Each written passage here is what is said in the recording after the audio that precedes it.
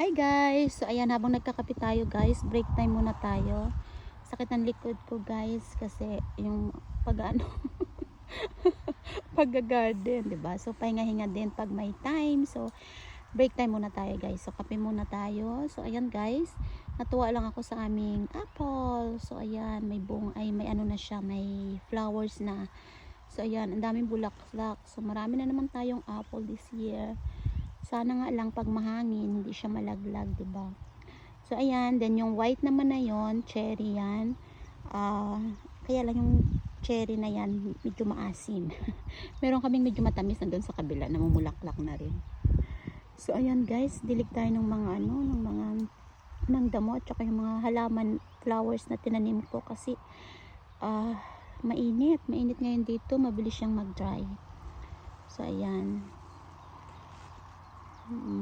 Dito ako magpa-plant ako dyan ng mga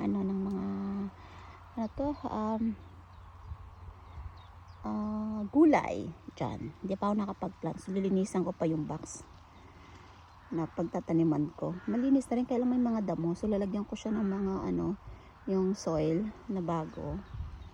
So ayan yung aking Sunday today, Mother's Day, busy kasi yung aking sinasamantala ko talaga pag nandito ang aking biyanan. So andun si B, may tagabantay. Kaya tuloy-tuloy yung pag-garden ko kasi pag nandyan si B, diba, pa stop tayo, diba? Shoutout sa mga mamshi, makaka-relate. So ayan guys, yung ganap ngayong Sunday. So ayan, ipakita ko guys yung aray ko, sakit na likod ko. Garden pa mo. Ang cute ng, gusto ko rin yung flowers ng ng apple. So ayan, diba? Ang cute. So ayan. So ayan guys. Pinutol yung isang parang puno doon kasi pag ganun siya pinaputol namin. So yun, sa palabas siya ng bakod. So parang sobrang bigat kasi may halaman siya na gumagapang. Baka mamaya biglang maputol, may dumaan, diba? Delikado. So ayan, kaya mga stick may pumutol yan. Then syempre kasi pag hinakot nila yan, may mga stick dyan, may mga luma na yan. Ako naman nagkakat yung paikot sa paunti-unti, so nilagay ko na para hakutin na rin. So ayan, yung init, sarap magano sa tubig. So ayan lang guys, ang ganap ngayon. Thank you for watching. Ang cute ng mga flowers, diba? Ang dami. Ayan. Tingnan natin yung flowers ng ng cherry na maasim. Diba ang cute? Yan, ganyan ang naman flowers ng namin, cherry. Maasim nga lang yan. Pero kung nasa likod ko ay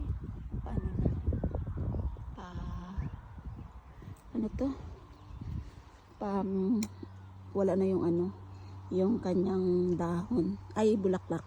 Ayun yung na yun, ang ganda ng bulaklak, ang daming bulaklak. Apple yun yung favorite kong apple kasi malutong talaga siya. Gusto ko para siyang mangga. So yan guys, paiba-iba yung gawa ko yan. Nagtitrim ako niyan, sakit sa likod nga lang pag nakaupo. Tapos yung mga flowers. So ayun yung aming peron. Ito naman yung bulaklak niya, nakakatuwa. So yan, diba? Yung aking mga tulips, ang ganda, diba? Ang ganda. Ganda. So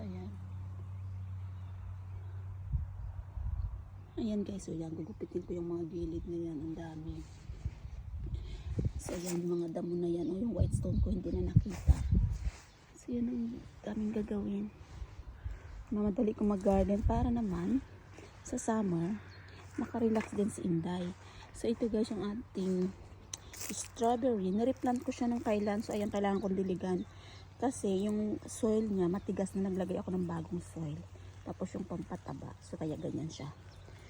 So ayan, yung ganyan siya dati. So ayan lang, ang dami namin mga cherries dito na masarap siya paglagyan ng asin pag kinain. May pag hinog na hinog naman siya, ang tamis niya. Ang cute ng kanyang flowers.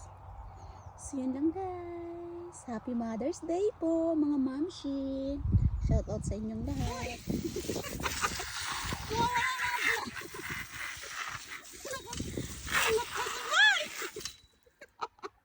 You're crazy.